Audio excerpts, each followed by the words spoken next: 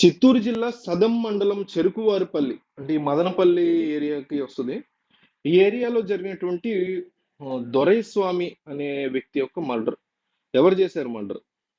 కన్న కూతురు మర్డర్ చేసింది, హరిత అమ్మాయి పేరు. అంటే ఎందువల్ల ఇంత ఇంత వరస్ట్ జనరేషన్స్ చూస్తామా? గతంలో ఇప్పుడు ఇట్లా జరగలేదు, జరిగాయి. ఎన్నో దశాబ్దాలుగా ఇట్లాంటివి జరుగుతున్నాయి, కానీ జరగడం తగ్గాలి కదా. కానీ జనరేషన్స్ కి పెరుగుతున్నాయి. అది ఎవరి లోపం? తల్లిదండ్రుల పెంపకం లోపమా, పిల్లల లోపమా, సొసైటీ లోపమా? ప్రతి ఒక్కరి లోపం, మీది నాదితో సహా అందరి లోపం ఉంది ఈరోజు. సో దాని గురించి మాట్లాడుకుందాం. ఈ హరిత అనేటువంటి అమ్మాయి ఒక అతన్ని లవ్ చేసింది. లవ్ చేస్తే ఎట్లా అయిపోయిందంటే ఈ రోజుల్లో ప్రేమ వ్యవహారాలు డబ్బుతో బాగా ముడిపడిపోయి ఉంటున్నాయి. డబ్బు డబ్బు డబ్బుని బాగా దోచిపెడుతుంది ఆ అమ్మాయి. ఆ అబ్బాయికి అంటే ట్రాప్ లో పడింది. బేసిక్ గా ఆ అబ్బాయి ట్రాప్ లో పడిపోయింది ఆ అమ్మాయి. వాడు ఏం చెప్తున్నాడు? నువ్వు మించిన దాన్ని, నీ అంత అందగత్త లేదని చెప్తున్నాడు, నేను బాగా చూసుకుంటా అని చెప్తున్నాడు. ఒక రకమైనటువంటి గ్రిప్ లో పెట్టేసుకున్నాడు పూర్తిగా వాడు. పెట్టుకొని ఈ అమ్మాయి దగ్గర నుంచి, ఇంట్లోంచి, వాళ్ళ నాన్న దగ్గర నుంచి ఇట్లా రకరకాలుగా ఇంట్లో వాళ్ళకి తెలియకుండా డబ్బుని దోచుకుని తింటున్నాడు. ఎన్నో లక్షల రూపాయలు దోచుకుని తింటున్నాడు. తింటూ తింటూ తింటూ ఒక పాయింట్ లో దొరికిపోయారు. ఒక 20 లక్షలు ఎంతో సమర్పించుకుంది ఆ పిల్ల అబ్బాయికి. అంత ఎలా ఇచ్చుకుంటారని అడగండి. నా ఫ్రెండ్ ఒక అమ్మాయి ఇట్లాగే మ్యాట్రిమోనీ, ఆన్లైన్ లో పరిచయం మ్యాట్రిమోనీలో 16 లక్షలు కోల్పోయింది. చాలా తెలివి గల పిల్ల, ఐటీ సెక్టర్ లో, ఐటీ ప్రొఫెషనల్ ఉంటారు. మనం మనం తెలియగల వాళ్ళు అందరూ ఉండరుగా. సరే ఉంది. మనం కూడా వేరే వాటిలో మోసపోతాం. మనం ఇక్కడ తెలివి అనుకుంటాం, ఇంకో చోట మనం మోసపోతాం, అక్కడ వాళ్ళు మోసపోరు. సరే అయితే జరిగింది. మొత్తానికి ఆయన పట్టుకున్నారు. పట్టుకుని పోలీస్ కంప్లైంట్ కూడా ఇచ్చాడు తండ్రి, ఇట్లా ట్రాప్ లో పెట్టి మా అమ్మాయిని డబ్బులు తీసుకున్నాడని. కానీ ఆ పిల్ల ఇంకా ట్రాప్ లోంచి బయటికి రాల. ఇంకా కూడా ఆ పిల్ల అబ్బాయి ట్రాప్ లోనే వచ్చింది. ట్రాప్ లోనే ఉంటూ వేరే వ్యక్తిని పెళ్లి చేసుకుని వాళ్ళ ఫాదర్ బలవంతం పెట్టేసరికి, అంటే ఒక ఇన్సిడెంట్ జరగగానే మన ఇళ్ళలో ఏంటంటే ఎంత వరస్ట్ అంటే, ఒక ఆడపిల్ల ఏదైనా తప్పు, ఈ తప్పే, ఈ అమ్మాయి ఇందులో చేసిన తప్పే. ప్రేమించడమా? కాదు. డబ్బంతా తీసుకెళ్లి ఆడి దారిపోయడం అనేది తప్పు. సరే, వీళ్ళ దృష్టిలో ప్రేమించడం కూడా తప్పేగా. సో ఈ రెండు తప్పులు చేసిందనేసి వేరే పెళ్లికి, ఒక బ్రేకప్ గాని, ఒక మోసం గాని, ఒక వ్యక్తి చనిపోవటం గాని, ఒక డైవర్స్ గాని, దీనికి వేరే వాళ్ళతో జీవితాన్ని పంచుకోవడానికి మధ్య కొంచెం గ్యాప్ ఉండాలి అనే ఇంగిత జ్ఞానం మన వాళ్ళకి ఉండదు. ఒకవేళ ఉన్నా కూడా పరువు అనేటువంటి ఒక కళ్ళకి కనపడని ఒక బండని నెత్తి మీద పెట్టుకుని బతుకుతుంటాం మనం. పరువు, అసలు ఆ పరువు పోతుంది, అమ్మో ఇంకేమన్నా ఉందా అనేసి పరువు అనేటువంటి లేని అబద్ధాన్ని నమ్ముతూ దానికోసం ఇమీడియట్ గా ఆడపిల్ల, ఎస్పెషల్ ఆడపిల్ల అయితే ఇవి టెన్షన్. అది మగాడు అనుకోండి, వేరే ఊరు పంపించి ఆడు ఉద్యోగం చేస్తుంది. ఆడపిల్ల అయితే మళ్ళీ వేరే దగ్గరికి వెళ్తే ఇట్లాంటిది ఏమన్నా చేస్తే మళ్ళీ పరుగు పోద్ది. అది మగాడు చేస్తే పరుగు పోదు. సరే, మన పిచ్చి డాష్ తత్వాల గురించి చెప్పుకునేది ఏమో తెలిసిందేగా. సో ఇప్పుడు ఈ పిల్లకి మళ్ళీ పెళ్లి చేయకపోతే ఇదైపోయి దొరైస్వామి కంగారు పడిపోయి పెళ్లి సంబంధం చూస్తాడు. ఇక చేసుకోవాల్సిందే, నువ్వు ఆడితో నీకు జీవితం లేదు, నువ్వు అసలు ఆడితో బతకాల్సినటువంటి ఛాన్స్ లేదు, ఈ నేను చూపించిన పెళ్లి చేసుకోవాల్సిందే అని మొండి పట్టుకు కూర్చున్నాడు. ఏం చేయాలి ఆ టైంలో? ఒక సైకాట్రిస్ట్ కో చూపిస్తే వాళ్ళు కూర్చోబెట్టి, పాప ఇది అమ్మ నీ జీవితంలో జరిగింది అని వాళ్ళు లాజికల్ గా ఎక్స్ప్లెనేషన్ ఇస్తారు. అసలు మెంటల్ హెల్త్ అనేది ఒకటి ఉంటదని, అది డ్యామేజ్ అవుతుందని, మనకు జ్వరం వచ్చినట్టుగానే మెంటల్ హెల్త్ లో కూడా కొన్ని ఇబ్బందులు వస్తాయని, వాటిని సరి చేసుకోవచ్చని మన వాళ్ళకి అసలు అర్థం కాదు. చెప్పినా పిచ్చి హాస్పిటల్ అనుకుంటారు. మెంటల్ హెల్త్ అంటే ఏంటంటే వాళ్ళ దృష్టిలో పిచ్చి హాస్పిటల్. పిచ్చి హాస్పిటల్ అంటే ఏంటి? అది ఏదో యాక్సిడెంట్ జరిగో, పుట్టినప్పటి నుంచో మానసిక వికలాంగం ఉండి అట్లా చేసుకునేది, దానికి సంబంధించినటువంటి ట్రీట్మెంట్ ఉంటుంది, అది వేరు.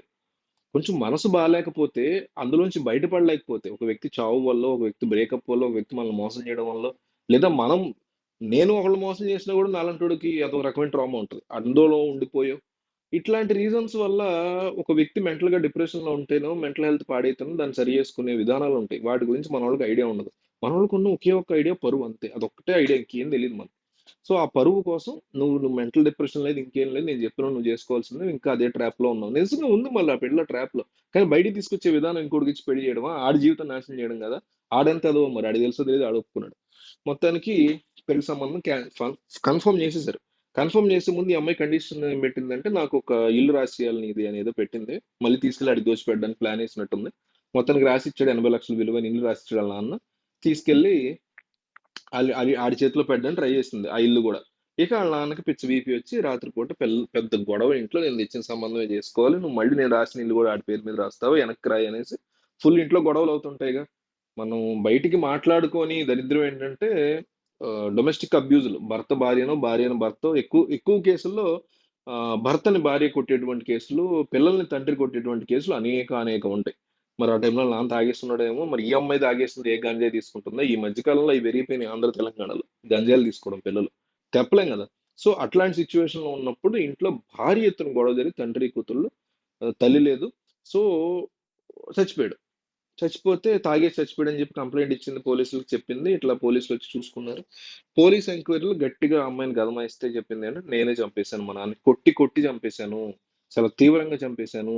బిఈడి చదువుకున్నటువంటి హరిత అనేటువంటి తెలివి గల పిల్ల దొరస్వామి తన సొంత తండ్రిని చంపేటువంటి పరిస్థితికి ఈరోజు వచ్చిందంటే సొసైటీయే కారణం. మీరు నేను, వాళ్ళ నాన్న మెంటాలిటీ, ఆ పిల్ల మెంటాలిటీ, ఆ పిల్లని ట్రాప్ చేసిన వాడిది పెద్ద తప్పు అయితే దాని తర్వాత వరుస లిస్ట్ లో మనం కూడా వస్తాం.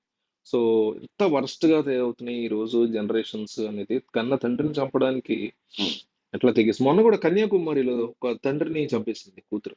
ఆ అంటే తల్లి గొడవ పడిపోయి, తాగుబోతు కొడుకు తండ్రితో గొడవ పడిపోయి వెళ్ళిపోతే ఇంట్లోంచి, కూతురు ఒక్కతే ఉంటే ఆ రోజు తాగేసి వచ్చి ఈఎంఐ మీద గొడవ.